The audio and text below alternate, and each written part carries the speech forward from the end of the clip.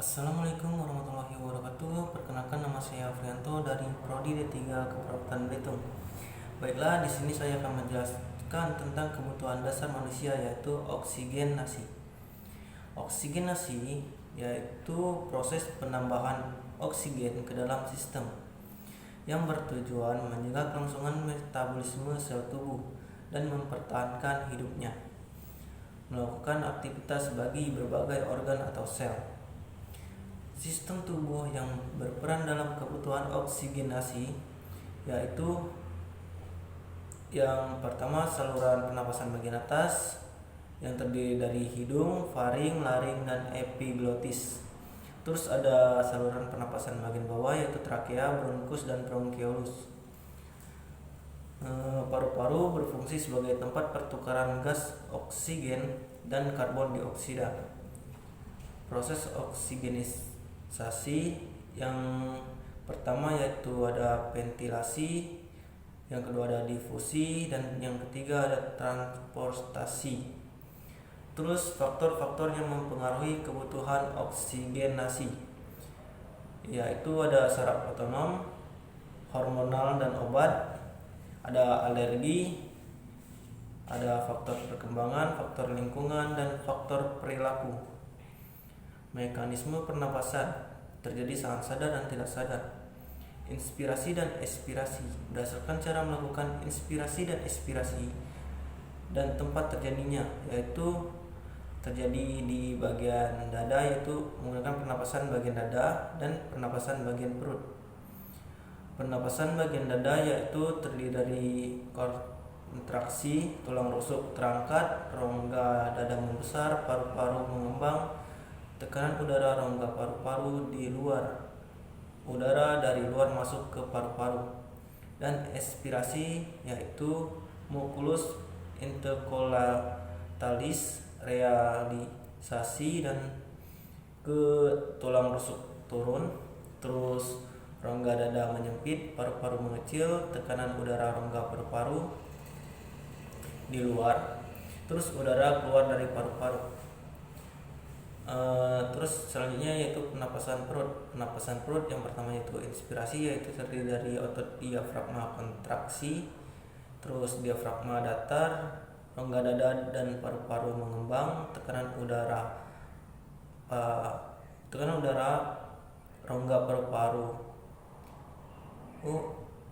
terus udara dari luar masuk ke paru-paru. Terus ada inspirasi, otot diafragma relaksi, diafragma melengkung, rongga dada dan paru-paru mengecil, tekanan udara rongga paru-paru, udara keluar dari paru-paru. Terus ada volume kapasitas paru-paru. Volume paru-paru orang dewasa 5 sampai 6 liter, terdiri dari volume tidal atau disingkat VT. Ada volume cadangan inspirasi, biasa disingkat VCI. Terus ada volume cadangan ekspirasi, yaitu disingkat PCI. Terus ada volume residu disingkat VR. Adapun gangguan atau masalah kebutuhan oksigenasi, yaitu yang pertama hipoksia, itu perubahan pola nafas. Terus ada obstruksi jalan nafas, dan pertukaran gas.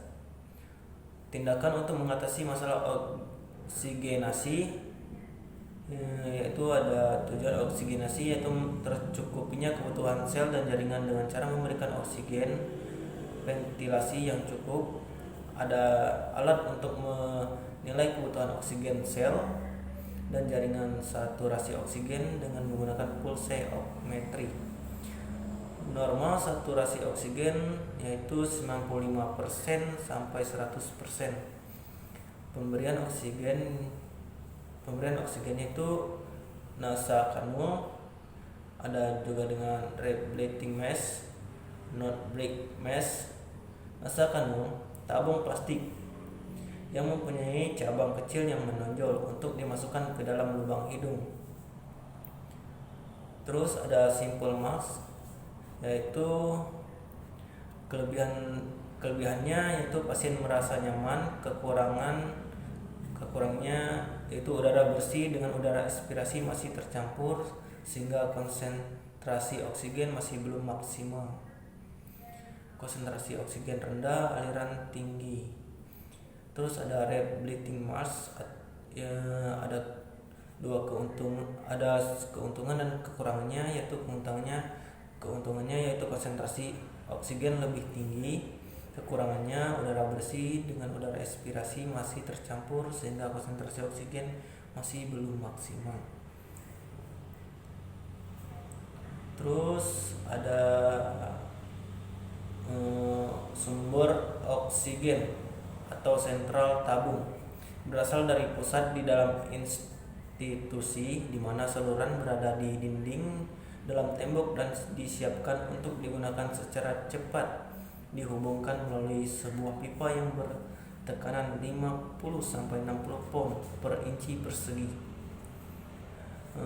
Terus ada alat pengukur aliran ini membuka jalan keluar dan membuka katup penutup aliran oksigen terjadi.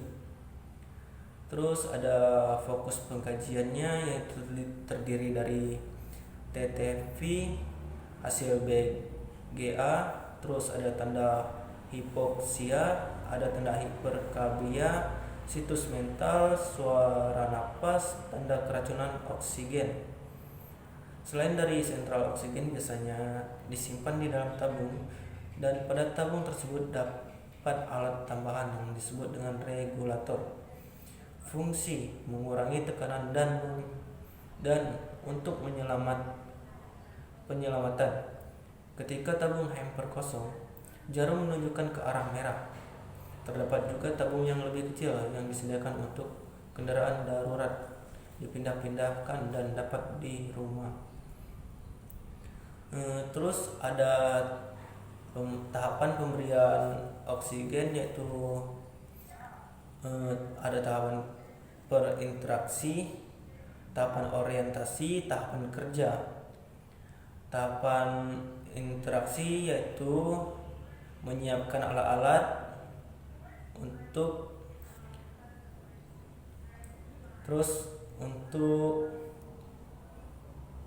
tabung, menyiapkan alat-alat, terus tabung Heimdallr, plaster, gunting plaster, flowmeter, tabung oksigen.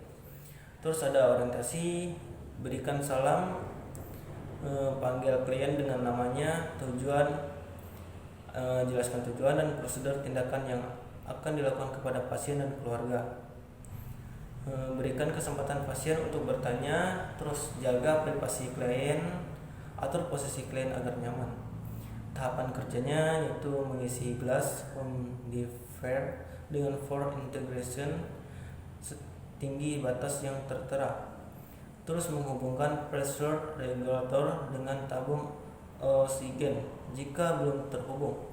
Kemudian buka pengatur aliran oksigen atau keran antara tabung dan pressure regulator, atau jika sumber oksigen sentral, hubungan floor meter dengan outlet dinding dari sentral oksigen. Cek fungsi flow meter dan humidifier dengan memutar mengatur konsentrasi oksigen dan amati ada tidaknya gelembung udara pada gelas flow meter. Terus menghubungkan center nasal atau kanul nasal dengan flow meter. Aliran oksigen ke kateter nasal dengan menggunakan punggung tangan untuk mengetahui ada tidaknya aliran oksigen 1-6 liter. Terus ada cek kanul tiap 6-8 jam, membereskan alat dan melepaskan sarung tangan. Tahapan terminasi yaitu evaluasi hasil yang dicapai, memberikan reinforcement positif, kontrak pertemuan, mengakhiri pertemuan, terus cuci tangan.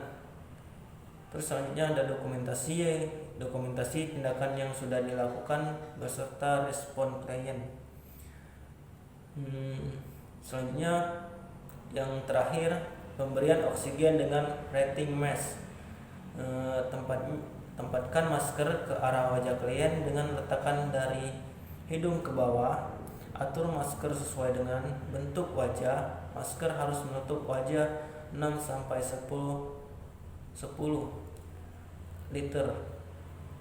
Ikatkan karet pengikat melingkar kepala klien sehingga masker terasa nyaman. Alasi karet di belakang telinga dan atas tulang yang menonjol. Baiklah, mungkin itu saja penjelasan dari saya mengenai proses oksigenasi untuk kebutuhan dasar manusia. Kurang lebihnya saya mohon maaf. Saya akhiri. Assalamualaikum warahmatullahi wabarakatuh.